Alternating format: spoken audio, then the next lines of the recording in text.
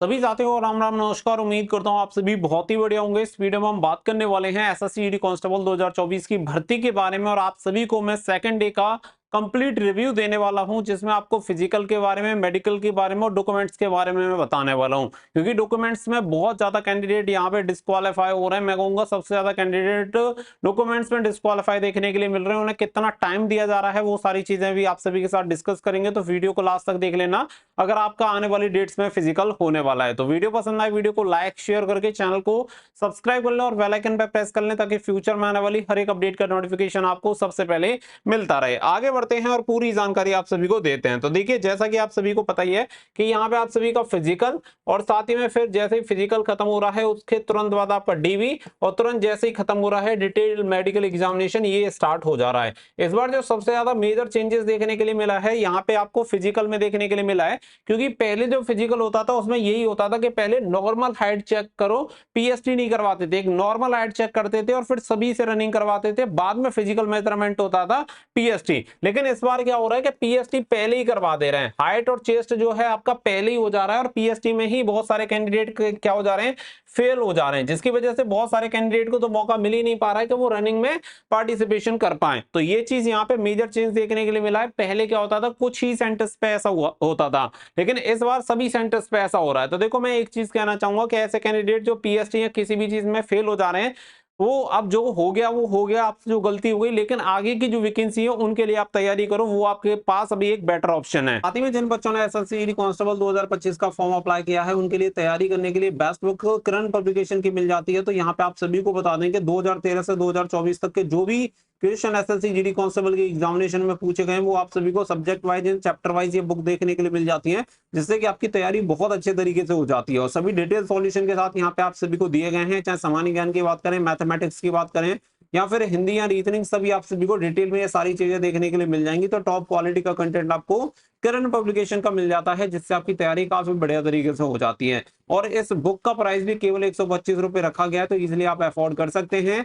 Link आपको video का description में दे दिया गया है, वहां से जाके ऑर्डर कर सकते हैं या अपने नियर बाई बुक स्टोर से बुक खरीद के अपनी तैयारी शुरू कर सकते हैं। तो अब यहाँ पे जो बात आ जाती है कि यहाँ पे देखो, पीएसटी आप सभी का पहले हो रहा है, जिसमें फिजिकल में कैंडिडेट कम पार्टिसिपेशन करवा रहे हैं, और इसी की वजह से हो क्या रहा है कि हर एक सेंटर पे बहुत कैंडिडेट ऐसे हैं जो कि सीधे सीधे डिस्क्वालीफाई हो रहे हैं। इसके तुरंत बाद जो बात आती है वो आती है डॉक्यूमेंट वेरिफिकेशन की। तो डॉक्यूमेंट वेरिफिकेशन में जो सबसे भयंकर वाला डर था वही हो रहा है क्रूशियल डेट को लेके। तो यहाँ पे एक चीज क्लियर हो गई है कि यहाँ पे जो आपके डॉक्यूमेंट्स हैं वो पुराने कितने भी चलेंगे, लेकिन नए नहीं चलेंगे। नए इन द सेंस कैसे नहीं चलेंगे, अगर आपकी जो क्रूशियल डेट के बाद, यानी कि जो इसके एप्लीकेशन फॉर्म भरने की जो लास्ट डेट थी उसके बाद अगर आपने अपना कोई भी डॉक्यूमेंट्स बनवाया है, खास करके कास्ट सर्टिफिकेट, तो वो एक्सेप्टेबल नहीं है। ये सेंटर पे कुछ बच्चों ने पूछा है तो उन्होंने क्लियर बोल दिया है कि हम पुराना जो भी होगा उसे कंसीडर कर लेंगे, लेकिन अगर आपने नया बनवाया है जिसमें कास्ट सर्टिफिकेट के लिए भी बोला है और डोमिसाइल के लिए भी बोला है, कि उसे एक्सेप्ट नहीं किया जाएगा। अब ये हो सकता है कि सभी सेंटर्स पे ऐसा ना हो। मैं आपको डरा नहीं रहा हूं, मैं आपको रियलिटी बता रहा हूं।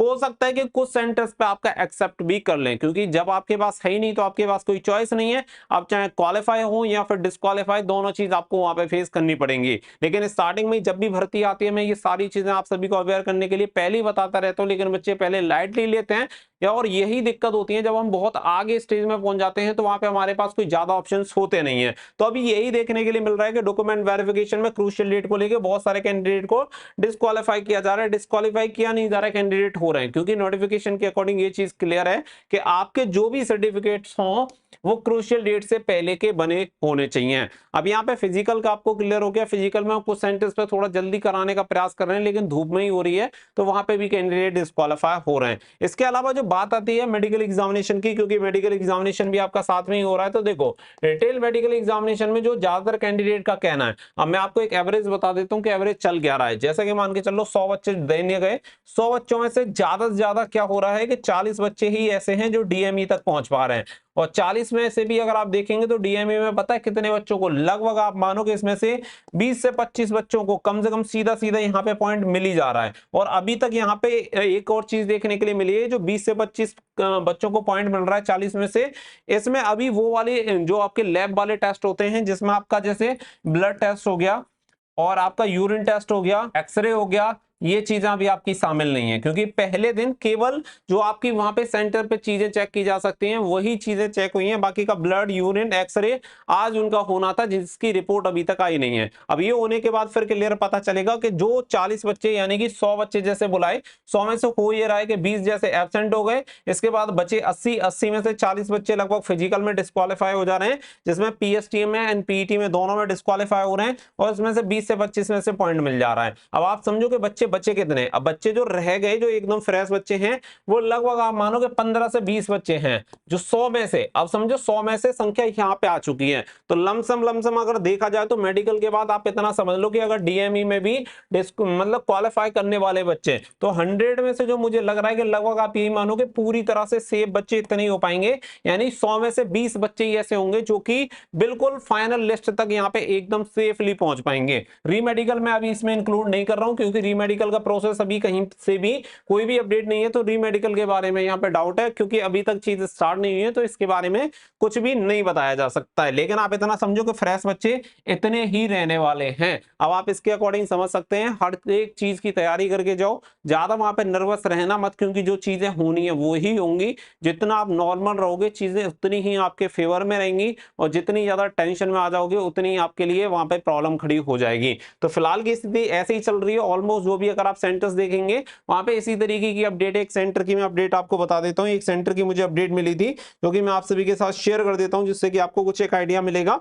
एक सेंटर है आईटीबीपी प्रयागराज, ठीक है, आईटीबीपी में प्रयागराज में एक सेंटर है, उसकी अगर मैं बात करूं तो वहां पे बताया जा रहा है कि टोटल जो बच्चे हैं उसमें 100 बच्चों में से 60 बच्चे ही प्रेजेंट हुए। अब 60 बच्चों में से भी 40 डिस्क्वालीफाई हो गए, ठीक है, फिजिकल की अपडेट है, और 40 में 40 यहाँ पे डिस्क्वालीफाई हो गए, यानी कि फिजिकल में क्वालिफाई होने वाले बच्चों की संख्या कितनी है, 100 में से केवल 20। पहला जो बैच था वो यहाँ पे 30 में से 15 बच्चे क्वालिफाई हुए, दूसरा जो बैच है 30 में से केवल 5 बच्चे क्वालिफाई हुए। इस तरीके से टोटल जो 60 बच्चे प्रेजेंट हुए, इन 60 में से केवल 20 बच्चे ही ऐसे हैं जो कि क्वालिफाई हो रहे हैं। अब आप समझो 20 में से भी अभी डीएमई होना है और आरएमई होना है, फिर क्या हालत यहाँ पे होने वाली है। तो ये जब भी सारी चीजें एक साथ होती हैं तो इस तरीके की समस्या होती हैं। अपनी पूरी तैयारी के साथ जाओ, और जो भी चीजें आपने कर रखी है उसके अकॉर्डिंग आपको जाना है, वो आपके लिए बेटर है। बाकी का जो भी अपडेट्स हैं वो मैं आप सभी को प्रोवाइड कराता रहूंगा। कनेक्टेड रहना, ताकि आपको हर एक चीज पता चलती रहे। किसी भी सेंटर की कोई भी इंफॉर्मेशन आती है वो अब मैं आपको कैसे प्रोवाइड कराऊंगा, वो आपको मैं प्रोवाइड कराऊंगा टेलीग्राम पे, क्योंकि टेलीग्राम के थ्रू डायरेक्टली आप सभी को पता चलता रहेगा कि कौन से सेंटर पे कितने बच्चे डिस्क्वालीफाई हो रहे हैं, कितने क्वालिफाई हो रहे हैं। तो टेलीग्राम की लिंक आपको वीडियो के डिस्क्रिप्शन में मिल जाएगी, तो टेलीग्राम आप सभी बच्चे ज्वाइन कर लेना, ताकि डायरेक्टली आपको वहां से इंफॉर्मेशन मिलती रहे। क्योंकि हर एक सेंटर के लिए वीडियो बना पाना संभव नहीं है, लेकिन वहां से आप सभी को एटलीस्ट इंफॉर्मेशन जरूर मिलती रहेगी। उम्मीद है पॉइंट आपको क्लियर हो गया होगा। मिलेंगे नेक्स्ट वीडियो में, कनेक्टेड रहना। Thank you for watching. जय हिंद, जय भारत।